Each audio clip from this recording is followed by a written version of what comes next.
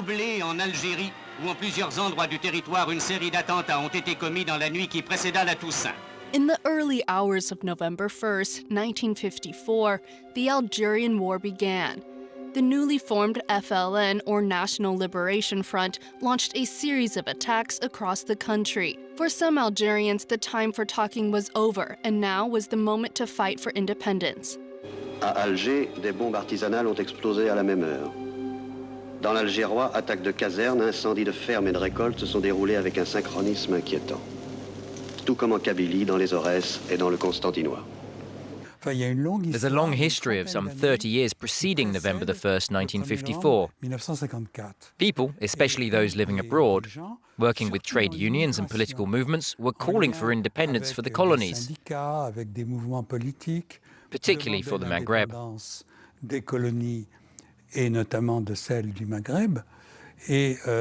The French Republic did not listen, making what happened on November the 1st inevitable.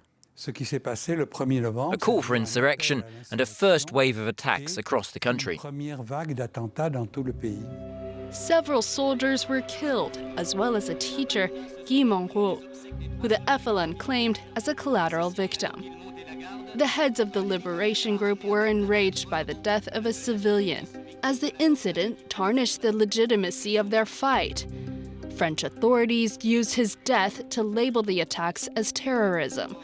Jean-Paul Tadei was a teenager in the Oran region in 1954. A few years ago, he recounted what he witnessed on November 1st. I got up, went into the kitchen, and there I saw my aunt, completely distraught. She was telling my father that my cousin, her nephew, had been murdered during the night in front of the Cassane gendarmerie. I could be wrong, but I think my cousin was the first victim of the Algerian War, a few hours before the poor schoolteacher was killed in Constantine.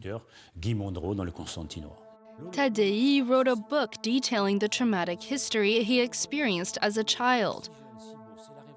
The Arabs are uprising. They're going to kill us all. We didn't think it would last this long. We thought it was more a matter of common criminal offenses, organized crime, scoundrels, but not an insurrection that would last 8 years. Ratissage dans la montagne, interrogatoire des suspects, vérification d'identité des habitants, appel aux populations à se réfugier dans les secteurs de sécurité. Toutes ces mesures ne manqueront pas de ramener le calme dans l'Aurès. The French told themselves they were going to call up conscripts to fight and re-establish order in Algeria. It was a question of maintaining order against troublemakers, against outlaws. And it was supposed to be a simple police operation. On November 1st, a day now referred to as the Red All Saints' Day, a dozen men conspired in and outside of the country. Among them were Hossein Ait Hamed, Karim Belkacem, and Larbi Ben M'hidi. Fouzia Merhoum, the niece of M'hidi, was 6 years old at the time. My uncle came to his parents' house to say goodbye to his relatives and friends, and to think about what he and his comrades were about to do. And then it all began. Officially, the authorities sent young French conscripts to return order to the country. François Mitterrand, the Minister of the Interior, was determined to quench the insurrection. Il faut que les populations comprennent qu'elles doivent nous aider ou bien qu'elles s'exposent par la force des choses et malgré notre volonté à souffrir davantage.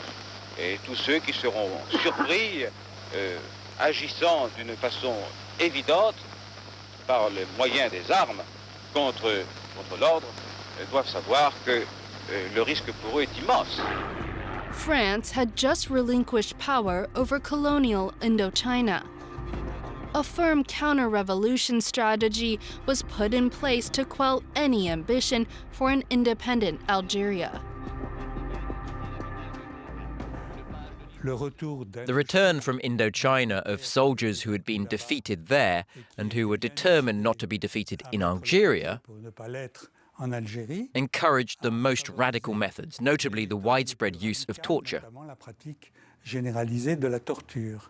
was only as the war wore on, particularly the violence of the repression, that locals began to turn towards the idea of independence.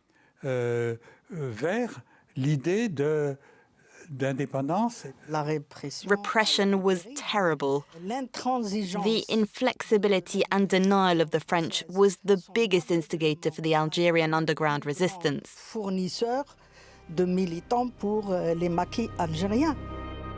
It would take more than 7 years for Algerians to gain their independence. The French National Assembly did not officially recognize the Algerian War till 1999.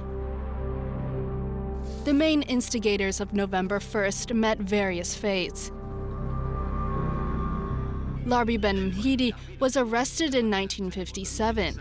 He was killed before his country became independent. He's seen here between two soldiers. Smiling, he sends a message to those taking his place: independence is inevitable.